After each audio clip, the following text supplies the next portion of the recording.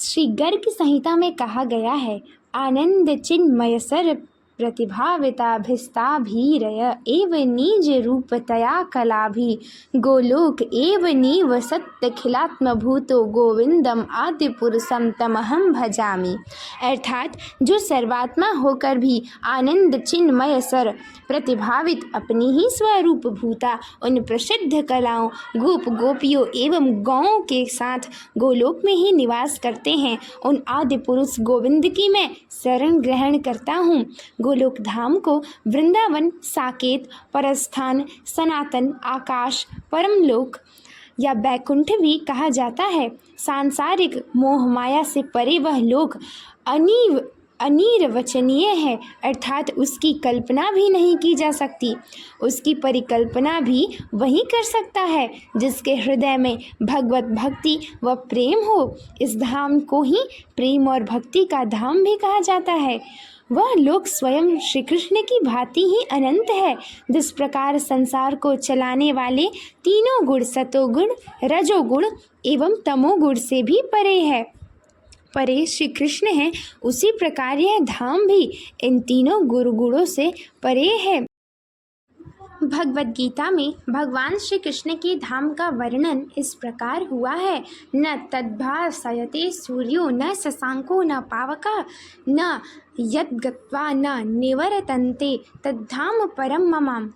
इसमें श्री कृष्ण कहते हैं, मेरा परम धाम न तो सूर्य या चंद्रमा द्वारा न ही अग्नि या बिजली द्वारा प्रकाशित होता है। जो लोग वहां पहुंच जाते हैं वे इस भौतिक जगत में फिर कभी नहीं लौटते। यह श्लोक उस परम धाम का वर्णन करता है। हम जानते हैं कि भौतिक जगत पृथ्वी लोक के आकाश में प्रकाश का स्रोत सूर्य, चंद्र, तारे इत्यादि ही हैं, किंतु इस श्लोक में भगवान बताते हैं कि नित्य आकाश में किसी सूर्य, चंद्र, अग्नि या बिजली की कोई आवश्यकता नहीं है, क्योंकि वह परमेश्वर से निकलने वाली ब्रह्म ज्योति से प्रकाशित है। गोलोक, गोधन लोक शब्द का अर्थ है गायों का लोक या कृष्ण का लोक। ऐसा इसीलिए क्योंकि कृष्ण भगवान एक ग्वाले हैं, उन्हें गायों से अत्यधिक स्नेह है। यही कारण है कि उस लोक को गायों का लोक अर्थात गोलोक कहा जाता है। संस्कृत शब्द गो यहाँ गायों के लिए और लोक यहाँ क्षेत्र के लिए भी उपयोग हुआ है। भगवान श्री कृष्ण को गोलोक विहारी भी कहते हैं, क्योंकि वो गोलोक में रहते हैं। गर्ग संहिता के गोलोक खंड में गोलोक का अत्यंत सुंदर चित्रण किया गया है। इस खंड की एक कथा के अनुसार जब पृथ्वी माता दानव, दैत्य व असुर स्वभाव के मनुष्य और दुष्ट राजाओं के दुराचार के भार से दुखी होकर गौ का रूप धारण करके ब्रह्मदेव के पास गई, तो ब्रह्मदेव एवं इत्यादि अन्य सभी देवताओं ने भगवान श्री कृष्ण के पास चलने का अनुग्रह किया। उन्होंने तो आज तक यही जाना कि ब्रह्मांड है और उसमें त्रिमूर्ति ही परम ब्रह्म भगवान है। वे सब ब्रह्मांड के सिरोभाग की ओर चले, जिसका वामन के बाएं पैर के अंगूठे से भेदन हो गया था। उसमें ब्रह्म द्रव्य भरा हुआ था।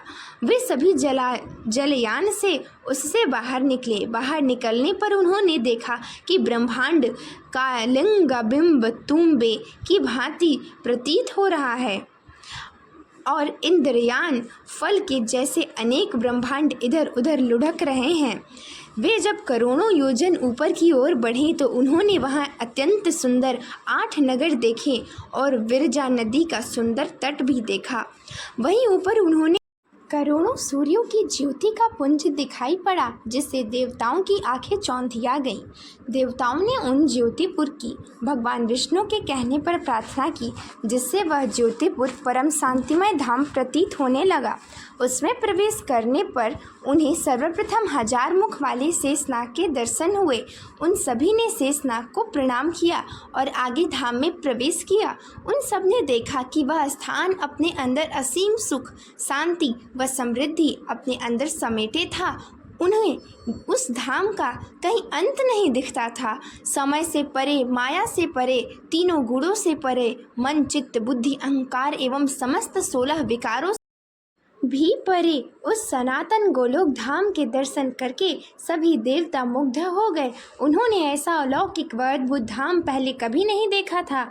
धाम के मुख्य द्वार पर कामदेव के समान मनोहर रूप, लावण्य, सलिनी श्याम सुंदर विग्रहा श्री कृष्ण पार्षदा द्वारपाल का काम करती थी और देवताओं ने अपना परिचय देकर उन्हें अंदर जाने की अनुमति मांगी।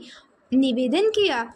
उन सखियों ने अंदर जाकर देवताओं के आने की बात कही तो अंदर से एक सखी, जिनका नाम सतचंद्रनना था, हाथ में बेतंकी छड़ी लिए आई और देवताओं से बोली कि आप सभी किस ब्रह्मांड के निवासी हैं, तभी वो कृष्ण को सूचित करेंगी। यह देखकर सभी एक दूसरे का मुख ताकने लगे और पूछा कि क्या और भी ब्रह्मांड हैं? सतचंद्रना बोली कि क्या उन्हें नहीं पता, विरजा नदी में असंख्य ब्रह्मांड तैर रहे हैं और वो तो ऐसे बोल रहे हैं कि उन्हें अपने ब्रह्मांड के अलावा किसी दूसरे का पता ही नहीं, ठीक गुलर के फल में रहने वाले कीड़े की तरह, जैसे उन्हें अपने फल के अलावा किसी दूसरे का पता ही नहीं होता।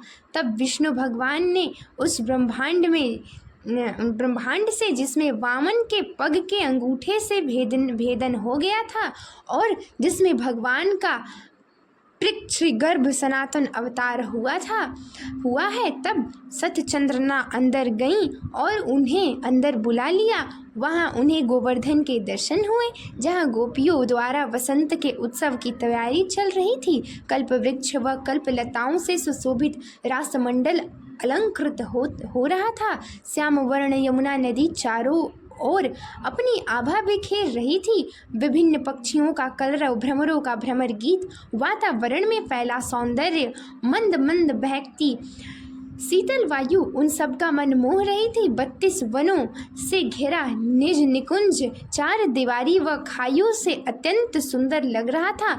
आंगन का भाग लाल रंग वाले वटों से अलंकृत था। 7 प्रकार की मड़ियों से बनी दीवारें तथा आंगन का पर्स शोभा पा रहा था। करोड़ों चंद्रमाओं के मंडल की छवि जैसे चंदोवे चमक रहे थे। दिव्य पताकाएं, खिले हुए फूल, मंत मयूर और कोयल का कलरव चारों दिशाओं को आनंदित कर रहा था। ये सब देख देवता आश्चर्य व आनंद से भरे जा रहे थे। शास्त्रों में गोलोक के बारे में वर्णन मिलता है। गोलोक को अधिक सुंदर और अनोखा बताया गया है। गोलोक में भगवान विष्णु श्री हरि ही, जो कि बैकुंठ में निवास करते हैं, अपने कृष्ण रूप में प्रकृति की सुंदरता के साथ विराजते हैं। यह लोक इतना सुंदर है कि देवता भी इस लोक की सुंदरता से मोहित हो जाते हैं। गोलोक का उल्लेख अन्य पुराणों जैसे स्कंद पुराण और मार्कंडेय पुराण में भी मिलता है। बृहद भगवतामृत में सनातन गोस्वामी जी बताते हैं कि ये श्लोक स्कंद पुराण से उद्धृत है और इसे कृष्ण भगवान ने अर्जुन से कहा था। एवं बहुविधै रूपैः कारमीहा वसुंधरम ब्रह्मलोकम च कौन्तेय गोलोकम च सनातनम। हे कौन्तेय, मैं पृथ्वी पर, ब्रह्मलोक में और शाश्वत गोलोक में अनेक रूपों में विचरण करता हूँ। मार्कंडेय पुराण में श्री कृष्ण कहते हैं, गोलोकम च परित्यज्य लोकानां त्राणकरणात् कलौ गौरांग रूपेण लीला लावण्य विग्रह। कलयुग में मैं गोलोक छोड़ दूंगा और दुनिया के लोगों को बचाने के लिए मैं सुंदर और चंचल भगवान गौरांग बन जाऊंगा।